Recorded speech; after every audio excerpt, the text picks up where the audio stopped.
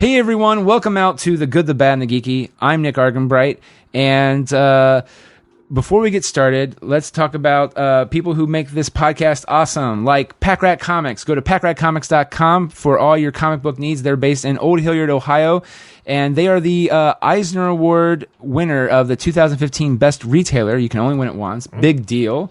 And they're pretty awesome.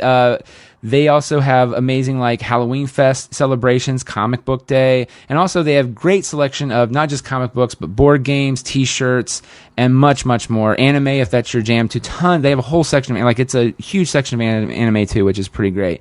Again, packratcomics.com for more of your needs. And also they do a lot of, well, in my opinion, fun videos for new Comic Book Day. Jamie and Teresa, the owners, they always do some kind of new like mini sketch thing, which I don't know how they do it, because it's time to edit them together, but they have one out every Wednesday almost. Oh. And sometimes it might be thrown together quickly, but it still looks good. And yeah, it's my favorite part of them on Facebook. That's why I follow them on Facebook. Not just because they're a quality store. Audibletrial.com/goodbadgeeky. Get a free audiobook, 30-day trial, and over 200,000 titles to choose from. And it throws some green our way here at The Good, the Bad, and the Geeky. And tons of books like some of the Star Wars Aftermath saga. And now for the shit I do, you can check out Ultimate Teenage Mutant Ninja Turtles at utmnt.com. And also, this one is my jam right now. Rocky and Bullwinkle, the Magic and Unauthorized Misadventures of Rocky and Bullwinkle. Go to gbgpresentspod.com. If you'd like to see Season 2 before it's released in the podcast feed at the end of 2017, come out to Free Comic Book Day at Pack Rat Comics, May 6th. And we are performing at 12:30. And of course, there's tons of other great stuff there too. So come early, enjoy, get your free comic books, do a macaroni and cheese eating contest, and then go into food comas. Rocky and Bullwinkle lull you to sleep because the jokes are bad. And finally, we are part of the It's All Been Done Presents Network, or IABDP. And speaking of the IABDP, yeah, you know me, a big focus of the network is entertainment content.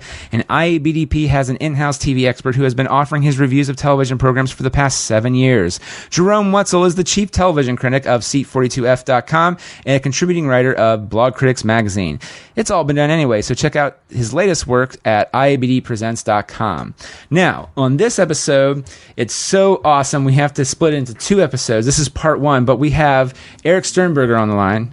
I say your last name right? Yes, you did. Okay. I am so horrible with saying people's at Mad Lab's names right. Like, no worries. Like Shayna, Carr, that. It's whatever I feel in the moment. I think a lot of people say Steinberger for some weird reason. Steinberger, okay. There's no I and they skip the R.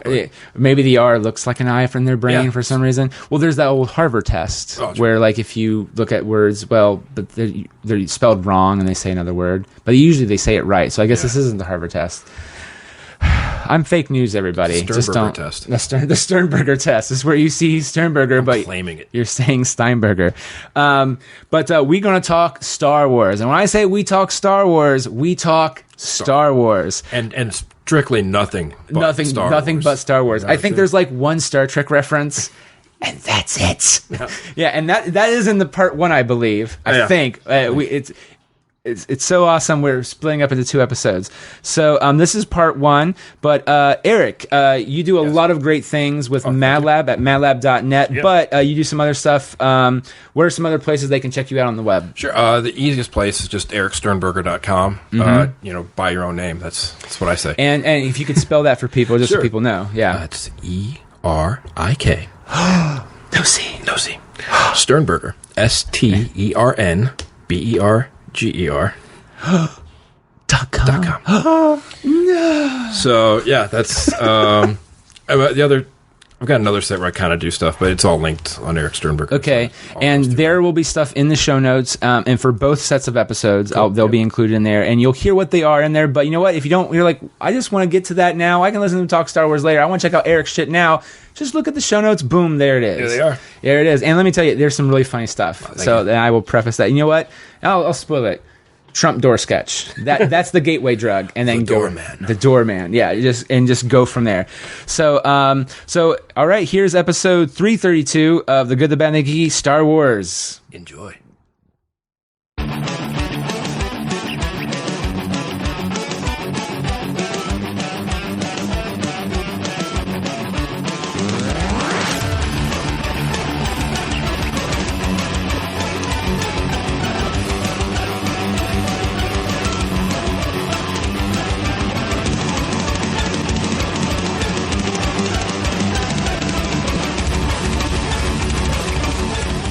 How do we rate on the grand scale compared to, I mean, the... Well, we haven't... I feel as if it kind of uses the Americans almost as a little bit comment up at the front of it about how we treat things, but I think mostly we're viewed as consumerism, and it's okay. Well, it's not great, but it's not horrible. We're not Nazis, so no. Well, that's what I was just like. Look, I know some countries absolutely hate us, right? And so that's. But it's interesting the fact about how Czechoslovakia was given away to the Nazis, essentially as. I didn't know that. And then it was essentially given away to the communists. And both tried to destroy their culture. Mm-hmm. But the country survived both wars because no one was bombing it. So like Prague and all these cities still have all this immaculate, beautiful stuff from way back when. Yeah. Because their culture survived because it wasn't bombed. But everyone tried to destroy the language in the books and try to get them to not use it, and they resisted. But then there's like this subtle undertone about how all these people are now bringing in Western capitalism. Yeah. It never says it. It never like makes a commentary on it. But it's kind of like just this subtle undertone of what's happening. Oh, jeez. That he's eating KFC now. Kind of thing. Like, and that's a big deal because they don't have KFC over there. They don't have Kentucky Fried Chicken. Right. And it's an interesting little bit about how, Western dominance was always capitalism and not, I don't know, 57 Tomahawk missiles. Oh, Jesus Christ. Oh, God. Oh, and but by the way, because we are recording, what's the name of the book again that you just finished? Oh, sure. It is called Astronaut of Bohemia. Astronaut of Bohemia. Okay. Now, did it just come out, too? Yeah, I want to say a couple recently, this year at least. Okay. It was. So you can probably still get it in hardback. If that's your jam. Yeah, that's my jam usually, but I'm also bad at reading books. It's on I know it's on the new release shelf over at Book Loft. So okay, I got a targeted ad about it. So Western capitalism at its finest. I am susceptible. but that's I feel like that's probably in a good way though. Yeah. As long as you're targeting me with things I enjoy. And also art, in a way, which is also important. Like, as long as you're not like buying like the new Gucci bag, which there's nothing wrong with Gucci if that's your jam, or Black Series Star Wars figures. Okay, so they released a video. I did like a Monty Python wedding, which was fun. But like they released the video, and one of my favorite bits was, and apparently it came up during the rehearsal before the thing, and like. The wife's response was very which is, do you promise to support Bob in all his late night eBay purchases and future purchases for software not yet developed for Ninja Turtle action figures? And she was just like, that's too on the nose. But then they kept it in the service anyway. And they didn't do that there, but it was really funny because I think he improv that on the spot. And she's just like, I thought you were going to ask about 3 a.m. Dr. Pepper and, female product run. And you asked me that one. I was like, yes. That's the thing, man. I've never been susceptible to even in my single days, the drunk dialing, you ups at 3 a.m. Oh, no. Me neither. Right. It was always at 3 a.m. going, oh, is Samurai Jack available on DVD? Yeah, like that. Yeah, go to Amazon real quick, and that was always my jam. So, so you are a big Star Wars fan. I am a huge Star Wars. I think you even put me to shame too, which is actually that's not a bad thing. No. But one of the things that we've been talking about has been off and on has been Star Wars Rebels, which I absolutely love that show. So good. It started off a little for me, a little bit. And again, Disney just bought the brand, and that they ran out there with it, and it was and I get it too. That's like Clone Wars kind of started off that way too. Very Clone Wars started off bad. Yeah, well, that movie. The original Clone Wars started off okay because, granted, it was oversensitive. Well, not oversensitive. It was over-exaggerated of the powers. Gennady Tardesky did the 2D. Oh, that one. Yeah. And it was good, but you're just like, there's no way Mace Windu would create a freaking crater in the freaking desert of Tatooine just by doing again, it was very, but again, it's animation. Yeah. 2D animation, because these guys worship at the altar of like Chuck Jones and all those guys. So I get why that's what it is. But then they did the 3D animated show. I wish that series was still canon, because man, they redeemed Grievous. Jesus.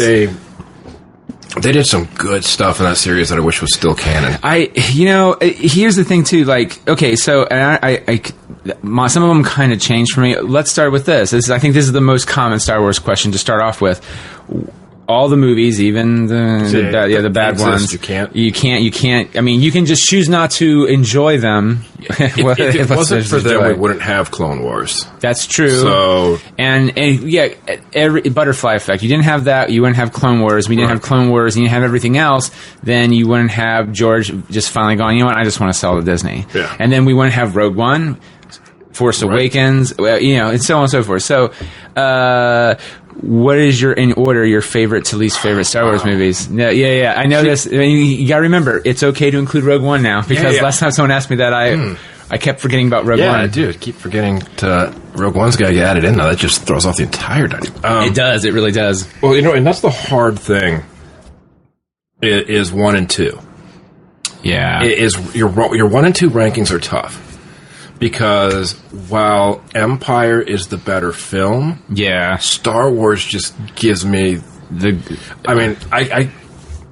just hearing the Twin Sun score at any point in time, I get a chill.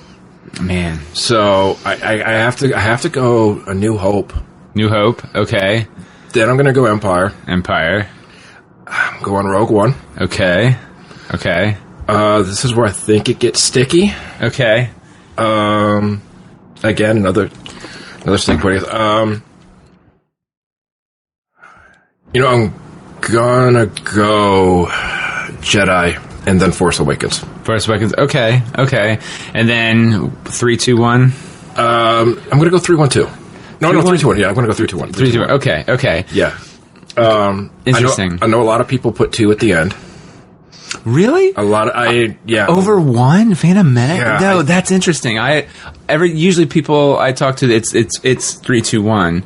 But then when you start skewing younger, it's like Empire 1, 2, 3. Yeah, and you're like, what? I think a lot of people, and the thing I hear from everyone is 2 specific scenes that just completely sticks on them.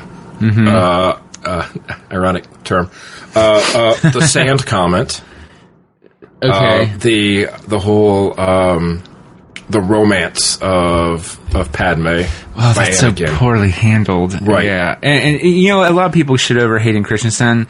Is he the greatest actor in the world? No. But have you ever seen Shattered Glass? Yes. He is so good in that. I told Amanda that, I think, the other day. Yeah. I was like, the Shattered Glass. That's my defense. The thing is that he hasn't really done, and also Life as a House, he's good in that too. He's the token son who has to have the emotional thing, and it's more Kevin Kline's movie, but still, but Shattered Glass is his, I would say, and him and Skarsgård. Yeah. Oh yeah. And that nice cat and mouse game between two of them. But he drives it, and then it's all about him, Skarsgård hunting and rooting it out of him. But it's so good, and I just feel bad for the kid, because it's like, it's Jake Lloyd. He got stuck he went off the deep end. Yeah, he did. Which is sad. That's actually internet bullying at its will, and fans that Will Wheaton got a lot of that for being Wesley. I was like, now granted, I was in the age when I grew up with Next Generation, I liked Wesley, because I was like, there's a kid on the freaking bridge of the Enterprise. That's awesome. Now as an adult, I go like, yeah, that's kind of weird. and I'm kind of annoyed when I watch older episodes. Like, he's kind of an idiot kid. Yes. But anyway, no. So, but yeah, the romance is horrible in episode 2. The other scene that I know people point to, and think, I want to say the Wheeler brothers in particular have both pointed this one out, is they hate Dax. Which one's Dax again? Dax is when they go to the diner. Okay, and Dax just comes out. Oh yeah, kimono. Jesus Christ! It's there's a lot of hatred for Dax. That's very specific. Overall, I just remember I left the first movie. I was like, well, that was okay. Episode 1, I mean, that was okay. Again, the best parts of all those movies consistently is John Williams. You can listen to that score and just be moved by stuff. That's that's the one thing that if it wasn't for certain things in that movie, it's like that Duel of the Fates is... Yes, so good. That's probably in the top 5 Star Wars theme moments. Oh, yeah. Easy. Well, like, even, I remember I watched, I don't mind spoilers, so I remember at the time, Ain't It Cool News had, like, episode 3, and, like, the big moment when Anakin became Vader. Yeah. And, like, the way Harry Knowles described it was, like, the second coming of Jesus. And again, when I read it, and then I experience it, 2 different things, and sometimes it lives up to the... And I was just like, where are you? Well, I hated the no. Oh, God, the no. The no drives me crazy. I kind of get it, but I was like... But then they double down on it later with the extended the Blu-ray stuff. Yeah, that's some horrible shit. Okay, so here are my order. Now, this is... Mine's wackadoo. People, I already know... Mine is Jedi is number 1. Okay. But for me, it's about the payoff of the... Well, again, not the no bullshit. Yeah. Because it's actually one of the few moments, it's beautiful filmmaking and storytelling that pays off, which is, and again, it's the Luke and Vader. Like, he just cuts back and forth, Father, please help me. And you can just see the light, the way the light hits his mask, right? And you're just going like, you can see him. And also, as an adult, you go, there's a beautiful, like, at the end of Empire, he's very much wanting to do the Sith thing. Mm-hmm. And in between then, it's just more like, no, something's starting to stir there. And so, I love that. I thought it was very beautiful. And I'm with you on that. And I think when it comes to Jedi, I'm at the cap of that cutoff age. That's totally fine with the Ewoks. See, I was fine with the Ewoks too, because, well, thematically, I think a lot of people, they think the Ewoks are a bunch of teddy bears, and they get kind of upset about it. But and again, they go, well, I get it thematically. I go, why? I was like, yeah, but that's a huge deal. The Empire got taken down by a bunch of primitive teddy bears. Like, it's not Wookiees, which I know that was the intention. Right. And then it was like, that's too much budget to find that many tall people and that whatever. CGI is not there. We can duplicate Peter Mayhew 5,000 times. Man, I just want to make a joke. You're fine. Actors half the height of a Wookiee's. Half the cost, but Yeah, and I'm sorry for our woke listeners. Well, and that's the other thing too, is that without the Ewoks, I'll also say we would not have Warwick Davis, because he kind of became good friends with George Lucas. We wouldn't have Willow. Yeah, but no, I love that, the payoff of that. And then I would say Empire, and then I would say Star Wars: A New Hope, Rogue. Force Awakens, New Hope. That's the tough one. Okay, and then it's 3, 2, 1. Sure. But that's my first memory, and this is probably what I'm going to call it, is actually seeing Star Wars on the re-release of one of, like, I think they've probably released it like 6 times. I want to say it was right about the time Empire was coming out, and they re-released it again. They did release it then? Okay. Yeah, and I think that was the time when they re-released it with the A New Hope for the first time. Oh, because how it was initially in theaters, it didn't have that. No, yeah, it was just Star Wars. Right. So I think that was like the first re-release with A New Hope. I want to say it would have been around 1979, 1980, like right on that. I didn't know they released it that many times. I thought, well, again, back then we didn't have VHS. We didn't have. It was just. Yeah. Okay, so that makes it, because I know they released films all the time back then, like Godfather and stuff like that. But no, I didn't. But so my first memory of that is sitting with my dad. My dad took me to it, and I was like on board until the split second Vader showed up. So I wasn't on board for long. And then because he shows up pretty darn quick. And you know, ironic to everyone who I say about how don't take babies to movies nowadays. But I lost my shit and started crying. So my dad had to take me out of the movie. Is it because, like, you hated him, or like he scared the hell out of me? Okay, I didn't know if like you just hated him and were crying because you didn't want to be there, or no, he scared you. He scared the hell out of me. So my dad took me out of the theater, and this was back in the day where the theater doors were those old red padded theater doors, double doors that you'd like walk in through, and they had like the cutout hole in the middle, so you could see into the So I watched all of Star Wars through that hole, and would turn around. My dad held me so we could watch through the door the entire time, and I would turn around so I wouldn't look whenever Vader would come on. Your dad's an awesome guy. He's a good dude. Yeah. Because I don't think. I mean, I was a little brat who okay. My first adult movie that I remember being an adult, I didn't want to go see, which is a fantastic movie. It's about a young boy who goes back in time to almost fucks his mom. Yeah. But I just remember my mom was like, look, we've seen Care Bears twice. We've seen whatever other godforsaken movie you want to see. And you know what? Your dad wants to really see this, and we're going to watch. I was like, this is stupid. It's like, it has that boy from Family Ties you like. I was like, I don't care. This is stupid.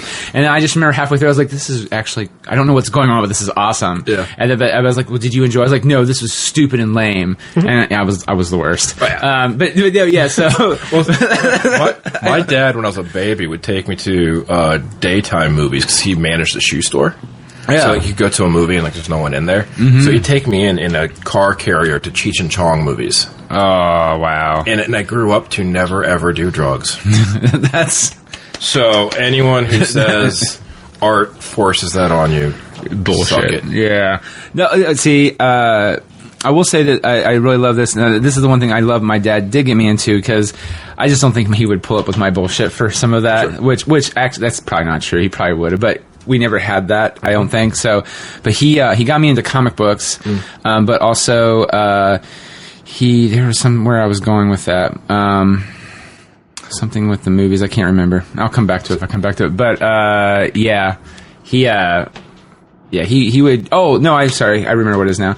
HBO just came out. I think, Well, it came out for whiter people, so I think Ohio got it, and so for whiter people, I think for whiter audiences. Okay. Sorry. Sorry. No, that's okay. Wow, HBO was ahead of the curve on that one. Gave it to everyone else but the white people, which is weird because it had all white boxing. George Carlin and Robert Klein. I almost said Richard Klein. Jesus, yeah. That's a completely different actor. But yeah, so I just remember, but they would show Terminator, Empire Strikes Back, and Predator, and he would tape them, and he would not let me watch any of Predator or Terminator except for because I was like, what are you watching? He's like, you can't watch this right now. But then he's like, but you can't watch this part. It was always the end of both the movies. And of course, Terminator, the scariest part is the end when that fucking thing's getting crunched. Oh, yeah. And so, but I was fascinated by that stuff, and that's why I was like, I love this stuff. My dad and I would sit down and would watch Flash Gordon and Big Trouble in Little China off the beta tapes. Oh, yeah. Jeez, off beta. Of HBO, yeah. Nice, man. Back. Man, I remember we got a VCR and tapes were $30 back then for anything. Oh, yeah. A good Christmas gift was getting a 6-pack of VHS tapes. And you're like, this is awesome. Right, yeah. So, but I remember, matter of fact, I think my dad still has the copy of the HBO version of Empire, Return of the Jedi, because they would start airing back to back. And back then, you would see clips of New Hope on TV. No one would ever really air it. It would always air Empire and Jedi, from what I remember. Weird. The network, I can remember the networks, and I remember TNT would always go, we know movies, even back then, and they would show clips of Han and Luke blowing up the TIE fighters, but they would never show it. I just remember Disney Channel randomly was like, first time premiere on cable, it's Star Wars A New Hope, and I was like, here's something with that, with it being Disney now. How weird is it to not hear the Fox fanfare? It's a little weird. I kind of wish that they would pay Fox. I know. So it's like, can we just use your theme and pay you a lot of money and just because it's that, or someone needs to do something some kind of theme that's, because when the Lucasfilm thing comes up, it's just yeah. I mean, I'm glad it looks shiny green and whatever. It's just but no. So but yeah, Star Wars Rebels. That first season came out was really good. Well, I thought it ended very well. Oh yeah. I mean, splendid. Well, was season one? Oh, maybe I'm getting confused now. Season one ended with them with Fulcrum. Yeah. And then it also ended with is it Ashoka? Oh yeah. Being revealed as Fulcrum. Being revealed as the first Fulcrum. Yeah. We're gonna get into that later. Oh yes. Yes. Get into this. Oh my God. So. But it's and the great thing about Rebels too is they brought it's Zed, right? Yeah, they used the original Chewbacca design for that, and I think to get away a little more leeway from that, even though George is not involved, Chris Fellini, right? Yeah. He worked with George exclusively on Clone Wars, like really close to him. So he kind of knows what George would want and not want. And I think, I don't know, I think probably a nice nod to that was like Zed's one of the last of his kind. Yeah. Kind of thing too, which makes him even more unique. And of course he's kind of he's like a little bit more rougher Han Solo-ish vibe kind of character. Which I think with him being one of the last of his kind and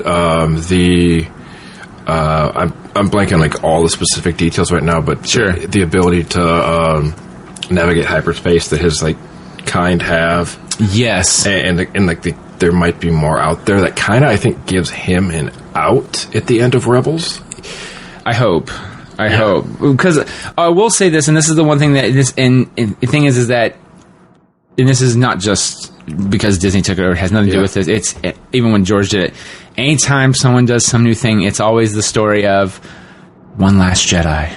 Yeah. And that's kind of what, because I was actually kind of okay with, oh shit, what was Freddie Prinze Jr.'s character's name? Kanan? Was it? Kanan? Kanan, yeah.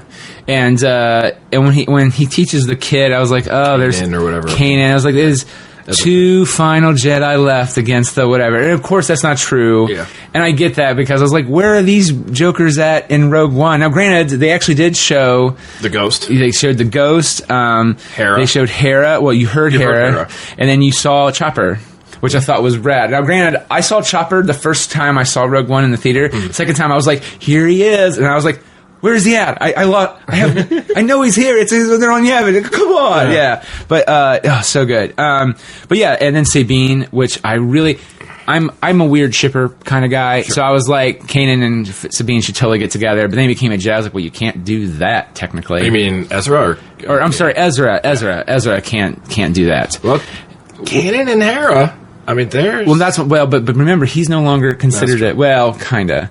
He kind of is again. I don't know. Yeah. That's what... Well, I also like, too, that... Well, depending on your thoughts on this... He's with the Force. He's with the Force. But when he started training Ezra, he kind of became a Jedi Master again, or he got his Jedi mojo back to feel like a Jedi again. And but they maybe borrowed a storyline from The Force Unleashed, which is... the one evil clone of, I think, not Vader, one of the kids. Oh. His master gets blind, and he teaches him everything, which I thought that was pretty neat. But, that was end of season 2, right? Where with Darth Maul. That's what I'm saying. They kind of bleed together. Yeah, because season 1's the end of Fulcrum. Is the Ahsoka alive or not? Right. Well, because that was the thing, too, is that they were all splinter cells. Right. Which was really fascinating to me, because I think they did that, like, they kind of announced that, like, officially, like, 5 episodes in, and that's when it started to actually really hook me. Yeah, because at first, I agree, because at first I was kind of like, I don't see where they're going with this, but I'm going to watch it. Yes. And then about 5 episodes in, you found the splinter cells, he started losing the slingshot, and it started coming together. You saw, like, there was a clear plan from like the story group and which is nice. Well, because some of those shows, and also, and you're kind of seeing this now with the other Marvel stuff, is that with Netflix, remember, they're all supposed to be in the one Marvel Cinematic Universe, but they're clearly starting to, now granted, that might be some executive butting heads thing, but there is some, and also, now the logistics are, even if you got rid of that other executive who runs the TV division, it's now hard because TV schedules are different than movie schedules, and you're just trying to just meld them together seamlessly, and it's hard. And so to do that same kind of thing if you have the Star Wars movies and you have the shows, the comic books are all kind of supporting all those. They have the guys in the story group. No, I was just listened to an episode of I Was There Too. Okay. Where Matt Gorley talked to a couple of his friends from Thrilling Adventure Hour. Thrilling Adventure Hour. Thank you. Was it Acker and Blacker? Yes. Yeah. Who awesome. Have done a young adult book. Yeah.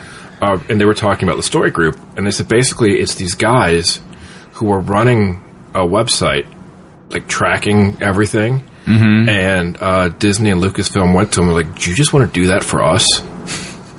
So these guys were running the side project of keeping track of everything canon. And Disney was like, just why don't you help come do that for us? And like that's their job now. They were brought in to Lucasfilm. That's awesome. Even to the point that one of the things they did, I know for Mos, because there was Acker and Black were saying they named a city Mos something or other. And I don't know, that's specific to Tatooine. Oh, okay. It's like, okay. Good to know. So you can't name anything Mos whatever if it's not Tatooine. That's specific to that planet. That's interesting. Yeah, they keep all that stuff straight. One of the things they said, they went to Gareth with Rogue One and said, you can't have Wedge. Oh, yeah. And they're like, why? Like, because in A New Hope, Wedge sees the Death Star for the first time and says, would you look at the size of that thing? He can't be in the initial attack in Rogue One. That's true. Yeah. Yeah. So, that's how tight the story group is keeping. Then that's good then. Okay, because now is Fellini a part of that group then, or does he just consult it's a separate department. It's like one of those things where I think Fellini's probably as encyclopedic as is he as the story group. I mean, okay. When you create so much and you make so much, I mean, he's made more canon than anybody. That is true at this point. Which that is actually a nice feeling when you have one guy kind of writing one major part of the ship. Now, and here's the thing going to Fulcrum. Yeah. I tweeted at Fellini a little while back. Yeah, did you? Yeah, when the Rogue One storybook came out, like the visual encyclopedia. Mm-hmm. And I was reading through it, and there's a little nugget. It was like maybe like a week after Rogue One, and I was reading it. There's a little nugget in there with Cassian, and it lists like known aliases. That's just kind of like a little throwaway little bit. Mm-hmm. I guess what one of those aliases is Fulcrum. Yep. Crazy. So I tweeted at Dave, and I was like, "Hey, I was reading the Rogue One thing here, and it says here Cassian's." One of his aliases is Fulcrum. Is this something we're going to see in an upcoming Rebel season? Yeah. And he didn't get back to me. But the funny thing is literally hours later, 3 different Star Wars sites had new rumors. And I'm like, at least give me credit for finding it, jackals. Yeah. Like 3 different ones are like, a new theory has emerged. Like, I birthed. Never mind. That's mine. It's too coincidental to be a coincidence. Like like hours after someone digs the book up. Like that book's been out for a week at this point. Right. If any of those guys on those sites were actually pouring through it to write stuff, they would have already found it. As opposed to me just reading a few pages after work each night. You should see that's the smart thing to do.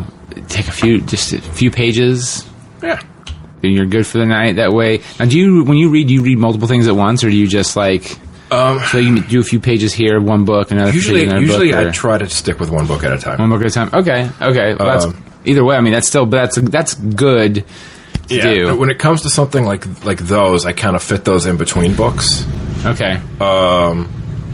Like in between novels, I guess, or right, or historical books or nonfiction or anything. But yeah, when you get caught up on something and you say like I'm just going to read one chapter, and if you start really getting into it, you just keep plowing through till you get plowed through, and then you're like, I got to go to bed. And sometimes you're late for a podcast. Yeah. Okay. Well, for example, like I had the Jim Henson biography way back, and like the really big one that came out like I think a few years ago. Mm-hmm. It's like 700, 800 pages long, and I remember I had it back before I lost my iPad. I had my iPad. I was reading digitally. Okay. And I just remember I was like, I'm just going to read a chapter, and the first the first half is really boring because you're like, let's get to the Muppets. That's what, or any, you know what I mean? Just when everything just started taking off, like even like the the Ed Sullivan Show when he had Cookie Monster before he was Cookie Monster and all that stuff, and Kermit, or no, it wasn't Cookie Monster, Ralph. Ralph. Yeah, and they were doing the commercials, and that's when it started to pick up. I was like, let's get to that part, but you have to kind of do the whole, well, you know, he was a child, and how did that inspire this? And like, he had this whole other career. But I just remember one point when I started getting really cooking, I was like, I'm just going to do one chapter before bed. I was like, it's like another hour later, I've like read 3. It's a weird arc. A lot of times with specialist books, especially like the one I was finishing up this morning. Yeah. And all the Aftermath books were the same way too. Mm-hmm. Where they start off kind of slow and you don't understand. It's like, okay, I'm getting it, but then like that last, 175 pages or something hits, and you're like, yeah, everyone go away. Yeah, yeah. Because like you can't, because if it's written well, it's got that flow at the end as everything starts weaving together. They don't want to set it down. No, right. But it's a lot easier to say, I'm just going to read 40 pages today in the beginning. In the beginning. That's always how it starts, though. Yeah. See, I wish I could read. Well, I wish I could read. That's really the first thing. Oh, you and our president. Yeah. Oh, I know. Hey, I think I can read a bit better than our president. Yeah, I think I probably can. Me not speak him good, but that's okay. I probably went up on him on that one too. I don't keep repeating that. Well, that's not true. We know you can read a script, so according to Taryn Killian, you're already better. So thank you. That's a very Jesus. That like, how does that even work? Like, how do you become like no like even when you have money handed to you, you have to do stuff. I think it's the same way you can become an NBA player and assume the world is flat. Oh Jesus Christ! Like I don't understand. Like how. Oh man, like I'm not gonna lie, I'm kind of to the point where and this is the thing. I need to stay strong because I'm getting to the point where I'm getting fatigued. Yeah. And like to the point I'm just like, so usually my lunch is I'm reading Washington Post. Sure. And if I can, New York Times or whatever. And I'm just like, but it's to the point where I'm just like, it's just gonna be a bunch of bullshit. I gotta pause it for a second and then. Also, the sandwich looks really good, and I'd rather just focus on that and nothing else. That's kind of why I read a lot more fiction now, because a lot of that stuff is like, look, it's the same thing every day. I've got to break it up with. See, and that's that's everything too. I recommend the Aftermath series, but start. Everyone has said that it starts a little rough. It does. Okay. Yeah. That first book is a little rough. It kind of, it sets things up. Mm-hmm. But yeah, it gets a little rough. It's an interesting thing as it's setting up its characters. Yeah. And you kind of follow almost like your own crew of the Ghost kind of through 3. Mm-hmm. And it's Snap Wexley. Okay. From Force Awakens. Okay. Greg, what's his face? Greg Gumberg. Greg Gumberg. Yeah. Is that his character? Yes. Oh, it follows him. It's his character as like a 14-year-old. Oh, that's awesome. And his mom. Okay. And like them putting a crew together essentially. And it's the lead up for what's between Empire and the Jakar, the battle. Okay. So that's basically what the 3 books cover. Yeah, well, because when you start off Force Awakens, Jakar is just like a. Yep, it's the story. It's the story of that.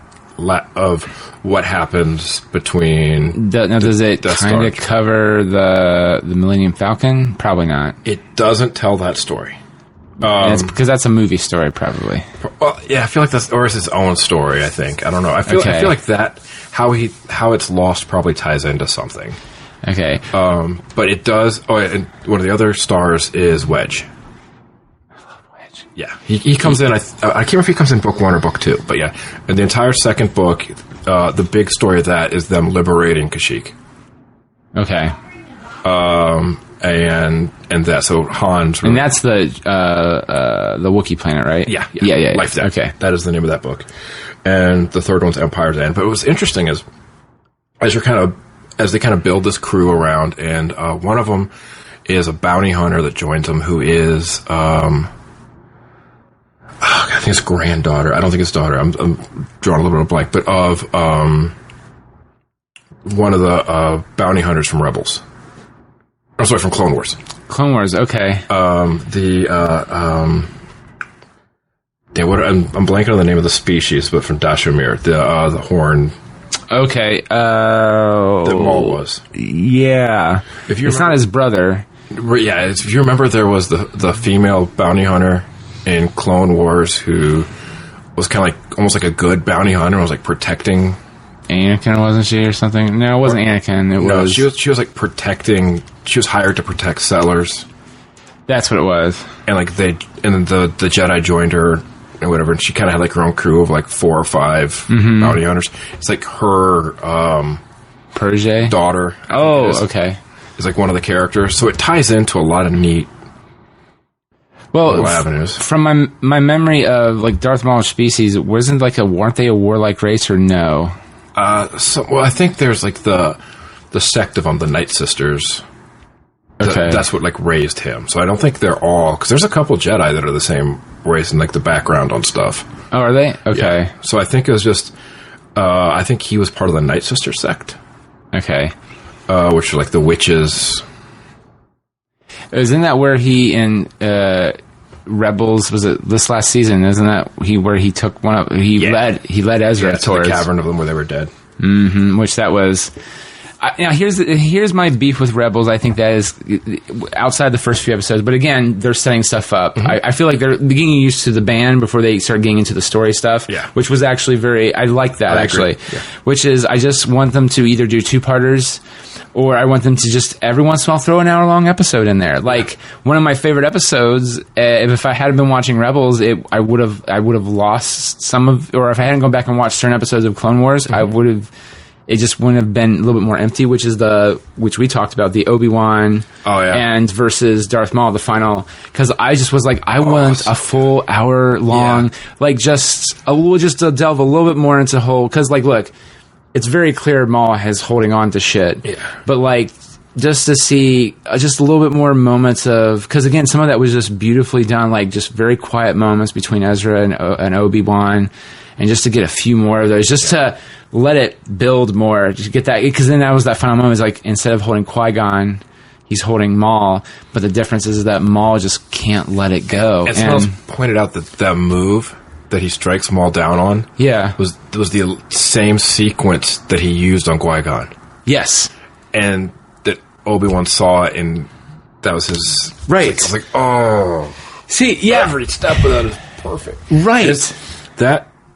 That fight, to me, was the most Kurosawa of any saber fight in Star Wars. Yes, and it's nice, too, because one of the things that I think that... Force Awakens did a good job with it. But again, we haven't seen what the other directors will do with the new stuff, which is... I felt like George lost it a little bit with the power of a lightsaber and when you hold it. Because, granted, you can always say, well, Luke wasn't fully trained and whatever, but like, Darth Vader's a badass, suppose. Granted, Rogue One, though, they still did it like, it felt like he's very purposely, he's not doing, because even Kurosawa, the samurai are very, they hold it properly, it's very, broad strokes. It's not like, you're doing like a Matrix style fight. Yeah, we had that. Yeah, and that's the thing that just, oh man, and that's what I'm saying. So yeah, it's very smooth, it's very quiet, and it's direct and decisive. Here's an interesting thing. Apparently, they just put out another new edition of the Visual Dictionary. Yeah. Oh, the Visual Encyclopedia. Yeah, It's Visual Dictionary, Visual Encyclopedia, because they did the one a little while back, and now they did this one. And this one is more like, I think this is the dictionary, but it follows more like, broad strokes of different parts of Star Wars, as opposed to going through B. Here's all the B robots. But like, they have like I haven't gotten the book, I just spotted it. Haven't gotten the book. Great English. But... It's going good. Yeah. It's going well. I do that shit all the time. Yeah. That's cool. I'm used to writing, so I can revisit it. Right. Oh, wait. 3, 2. Well, I'm not going to edit anything. I don't edit anything on this. No. Listen, the one I did with Kyle from Mad Lab, very open. It's like, hey, everybody, welcome out to 3 Fuck. 3, 2, 1. Yes, we have. Okay, it's perfect. At the beginning of the show. Oh, that's right. No, to be fair, I didn't tell you that we would. Yeah. Because the last few times I've had people on, it's not Jimmy or Nathan. It's always been, this is awkward. And then we start talking, and so this time I was just like, record. If we just put it at the end, it'll be like the movies where it's like the prequel or something, like the title comes on at the end, like you didn't realize what you were watching this whole time. That's right. You know what? I might just do that. There's no theme song. Yeah. It's just we start talking, and then right at the very end, opening credits. This was. Shit. Visual library. Yeah, so they had so it has like a section on like aquatic life, and it has just a bunch of pictures of like the fish from the different movies. Okay. As opposed to, and the only reason I know this is it came out that this one actually has a entry with all the actual sword styles now, of all the fighting technique styles. Whoa. Okay. And the forms. Okay. Officially making the different forms of saber fighting canon. That's cool. Because I remember in one of the video games, I think the Obi-Wan video game, they kind of said like Obi-Wan is more defensive. He does a lot more of a defensive stance. And I was like, okay. Well, Rebels touched on that. I think it was season 1 with the Inquisitor. That first Inquisitor who was a freaking badass. And then he just kind of... Yeah. Well, they didn't kill him. Yeah. They did kill him? Didn't Vader kill him? He got killed for some reason. Oh, but it was off screen. Yeah, it wasn't. It was something that was alluded to. I think. Oh no! I think he got kicked down like a really high. Well, yeah. The second two Inquisitors, they got killed by Maul and Vader, and maybe Ashoka. I will say this too, which kind of made me mad. First season of Rebels, they didn't show anyone dying. Like every time a TIE fighter would get blown up, like I think Kanan would be like, Forrest, like, I protected the stormtrooper from him down. I'm just like, well, that's a little kid showish a little bit. And then season 2, no. Like, the very first moment Ezra got that scar, which was badass, because it's actually like the opening of Force Awakens, and Kylo Ren just freezes the laser bolt, and you're just going like, oh, shit. Finally, yes. Well, Vader would do probably shit like that, but you just never got around to seeing it, and then... That's one of the things I love about... some of the novels is that they can put in little things like that. Yeah. That kind of take it from being a clean universe. Yeah. So to speak. One of the things, it's a smallish point, but in the Aftermath series, you learn later on, it's like a character has a blood illness that is apparently something that is very small percentage of people can get, or whatever life forms in the galaxy can get. But it is born out of too much time in deep space. Okay, interesting. So it's like in the ship, or like just in general, like living on a planet in deep space. Just and too much time in like hyperspeed. Oh shit! That a certain percentage of the people are prone to. And that, like, the more time this character, I'm avoiding pronouns for the more times this character is like in space, the more it affects them. So if this person were to stay on a planet, they can live their life out perfectly fine. But they've came down with this sickness from too much time in hyperspace. Okay, their blood is poisoning them. Now my lizard author brain is going probably, which is he or she. I don't know if it's a he or she. Sorry, I'm making the horrible assumption because I'm a guy. That's my first problem.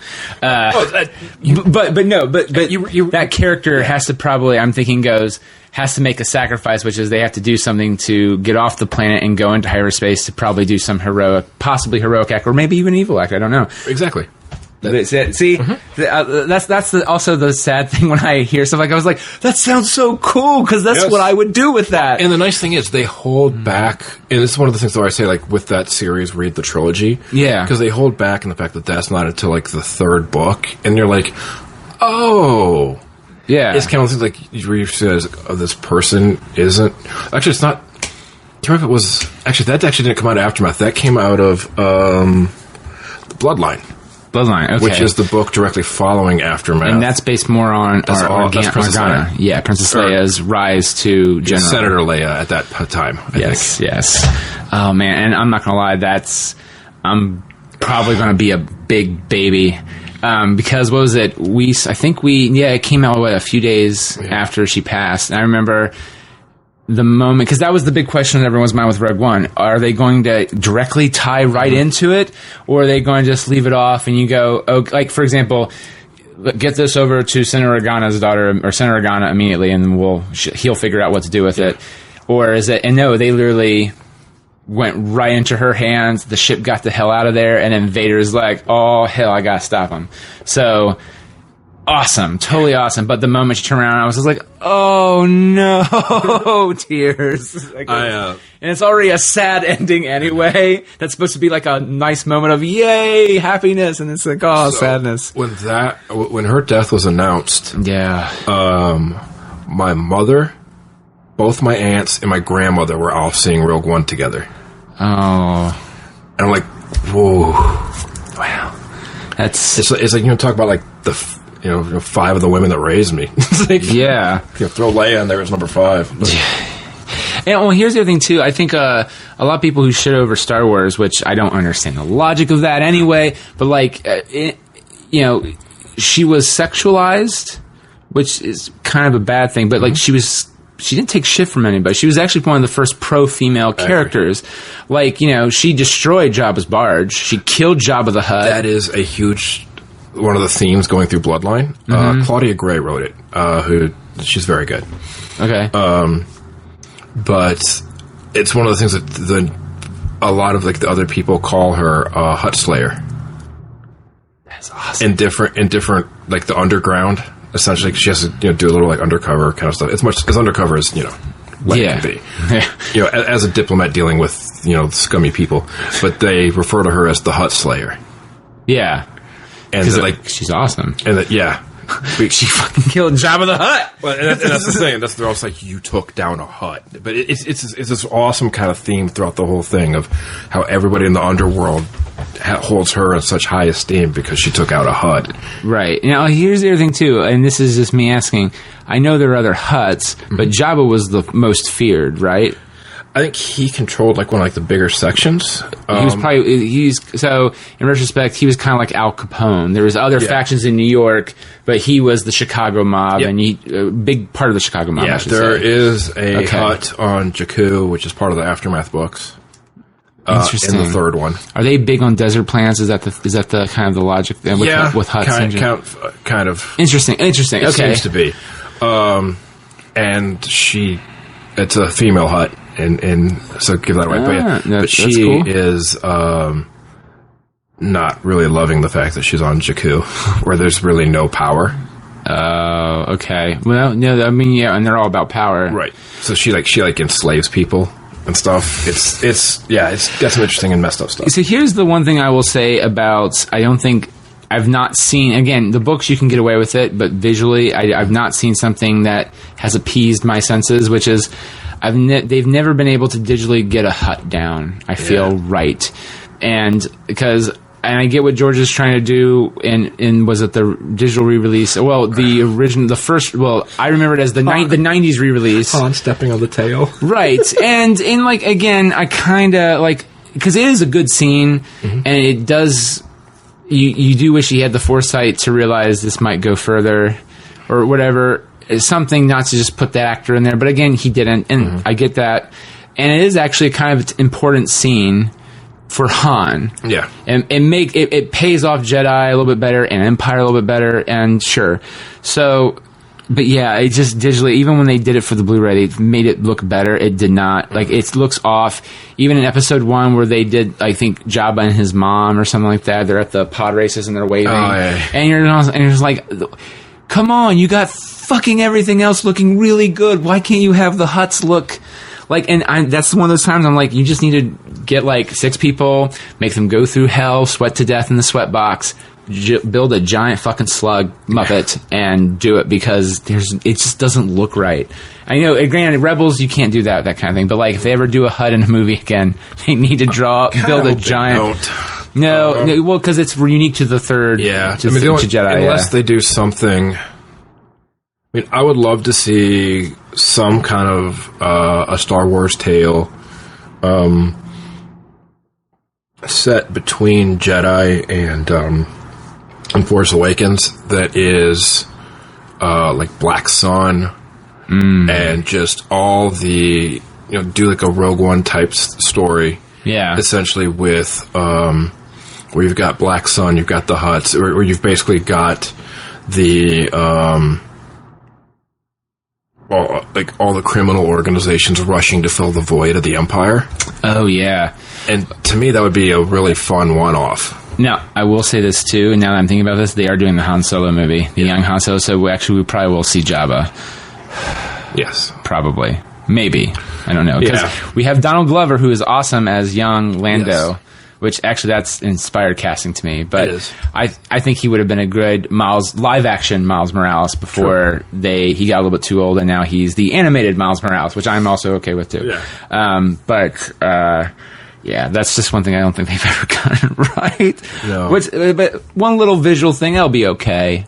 I'll let that one go in the big book of things that bugs Nick on Star Wars.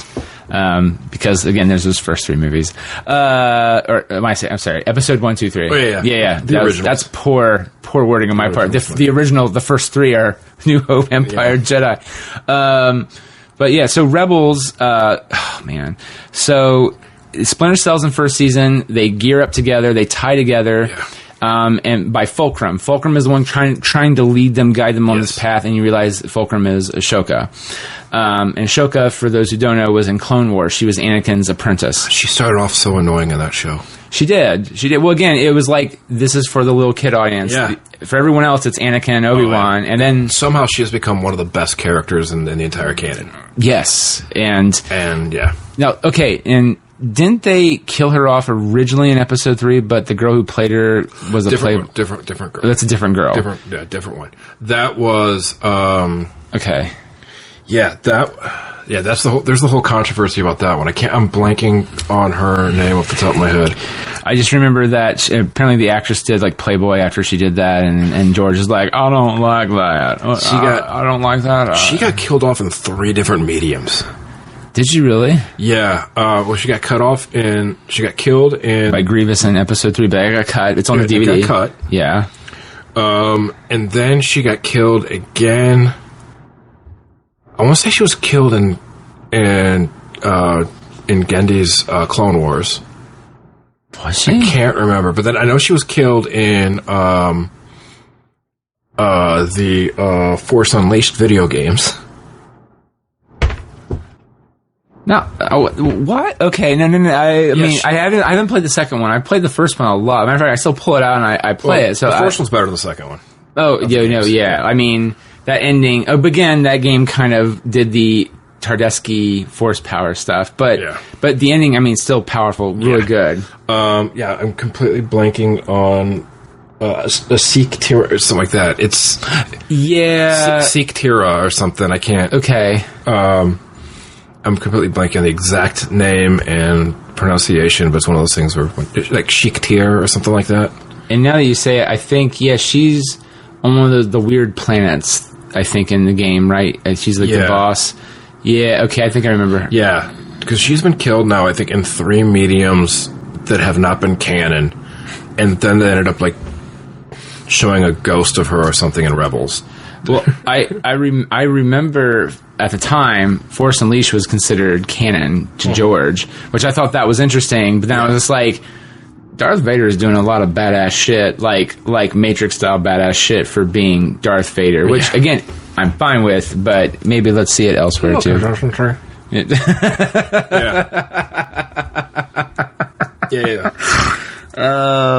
But I will say that Force Unleashed did make the Darth's eventual turn. It added something to it too, and it also showed that, in my opinion, one of the better.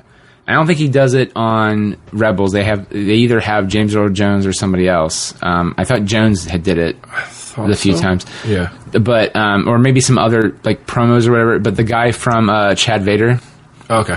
they actually like, you're doing really good. We want to bring you in. Like Lucas brought him in to do Vader on all the Force Unleashed and other like Vader stuff. Oh, okay, sure. For a bit, because I think the non-sexy stuff. The non-sexy stuff, yeah. But I will say Chad Vader is pretty great. I just remember like he goes on a date and he's like, "How did you?" She's like, "So, tell me about yourself." Well, I work with you at the supermarket. Yeah, okay. And well, how did this happen? Oh, I was riding my bike and I ran into oncoming traffic and I got out of it and I rode down an embankment and fell into lava. You're like, what? Well, I mean, to that respect, when we were kids, a lot of times the floor was lava. Yes. So, I mean, I didn't play that much, but I just remember that it's always so much fun to. You ever played the game on New Girl, where there's like the rules are nonsensical? Now, granted, I don't. The thing is, you also have to drink a lot during it too, and I'm a social drinker, so if I probably did have people over and I did, it would probably be fun. But pretty much, it's a mixture of lava game with history trivia. Like, and the point is, like, if you ask the writers like, we have no rules. Matter of fact, we keep making it worse. So it's like Calvin Ball. Yes. Okay. Or well, Jiggly Ball and if you're a Scrubs fan, that paid off nowhere, that's just the janitor screwing with JD. Scrubs is fun. Oh God, I love Scrubs. Other than the last season. Are you talking about Med School? Yes. Okay. I consider that, because I just remember, because I've interviewed Bill Lawrence a few times on the show, and really awesome guy. And I just remember he's like, well, I want to do the Paper Chase, but with Scrubs. And I was like, that's awesome. But then when I watched it, I was like, this is not Paper Chase. And I know he was doing Cougar Town, and that was more of his focus. But yeah, that last season, I was like, they had an idea, just somehow didn't. Well, and then they should not have brought JD back, or not the way they did, which is they made him even more annoying. And I'm kind of JD in the first few seasons, and then it got like silly JD. Like, it wasn't him imagining him and Turk doing Dr. Acula. It was them actually walking around the hospital doing Dr. Acula, and that's when I was like, this is silly, but this is funny. That's fine. It's one of those things where I think that last season just could have been, I don't know, like more spin-offy and less like, we're going to get everybody we can when their schedule permits. Yes. Yeah, which I think hurt it.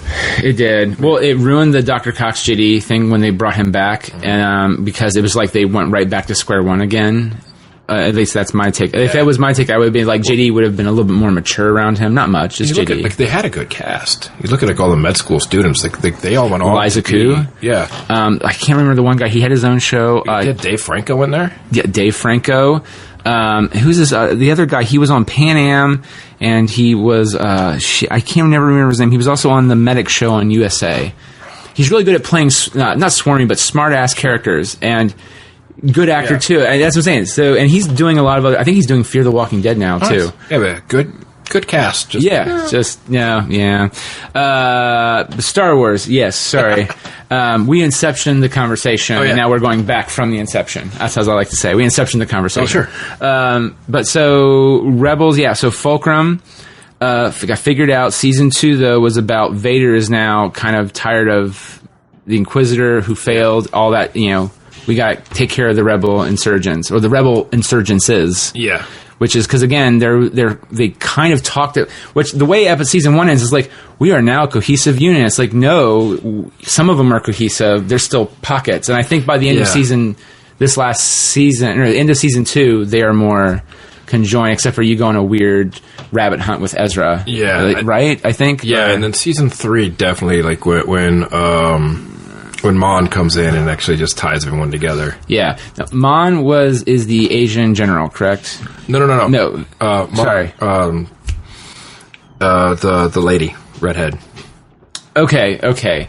Sorry. Oh, man, I'm horrible with the rebel names. I know the core group. Yeah. And after that, it gets a little like, because that guy I mentioned, he died. Yeah.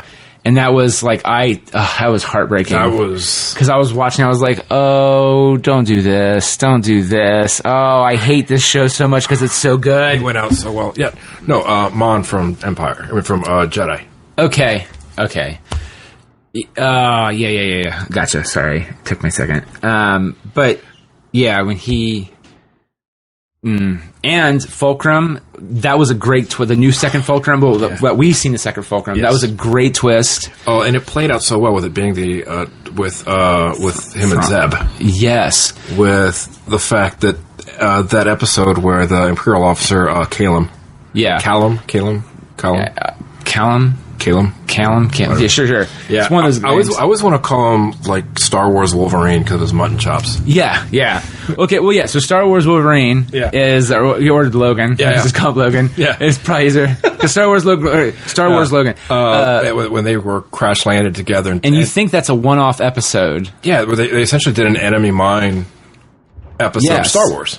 Right, and again, your first thought is we're doing Enemy Mine, and this will probably go nowhere, or it will just be I owe you a favor, and then I'm done with you. Yes, and I will come at you with everything I have, and it's probably a favor of my choosing, not your choosing. Yeah. And I was like, well, that's neat. And then it's no, he got to him. Yeah, they both kind of understood both sides done bad things, and they were able to kind of look at things a little bit differently. Right. And then later on, Calum was like, as he kept seeing more and more bad things, you could tell he's like, oh, this isn't what I signed up for. Well, there's a book that I have not read. Claudia Gray wrote. It's one of the young adult ones called Lost Stars. Where apparently part of that is people working for the Empire realizing that the people on the Death Star that had no idea what they're on the Death Star for. But still, you're working on a place called Death Star. I mean, like that. Look, this is where I'm going to go on the record and say, "Fuck you, Kevin Smith." Independent contractors and all that shit working for the Death Star. You're still signing on to work at a place called the Death Star. Yeah. Do you want to do the toilets? Do you want to build out bunk beds at this place? Sure, it's an Imperial base. Okay, whatever. It's money. It's called the Death Star. Fuck you. Yeah. Not a Kevin Smith fan, are you? No, I am. I was just being... But just that whole thing, the independent contractors thing, that people love throwing that little factoid around all the time, thinking they're clever. It's like, no, you take a job. I agree with the argument by whoever, was it Randall, with the fact that they're independent contractors. Come on, Dante. You take that job. Yeah. It's knowing what you're getting into.